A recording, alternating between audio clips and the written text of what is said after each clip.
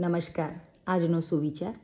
એક જંગલ હોય છે. જંગલમાં એક કૂકડો રહેતો હોય છે અને એ ઝાડ ઉપર જ્યાં રહેતો હોય છે ત્યાં નીચે એક લુચ્ચું શિયાળ રહેતું હોય છે.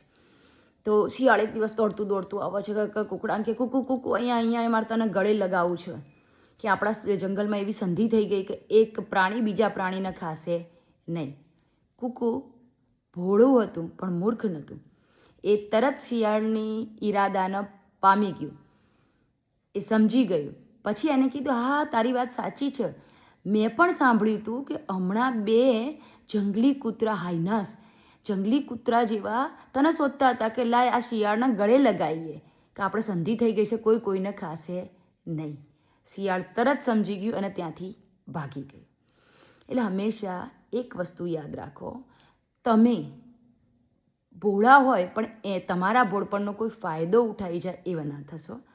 જ્યારે સમય આવે ત્યારે સમજદારીથી કામ લો, વિચારો અને તેને યોગ્ય જવાબ આપો.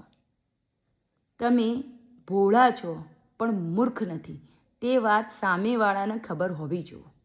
તમને કોઈ મૂર્ખ બનાવી જાય એવું બનાય નહીં. કૂકુ ભોળું હતું પણ મૂર્ખ નહોતું.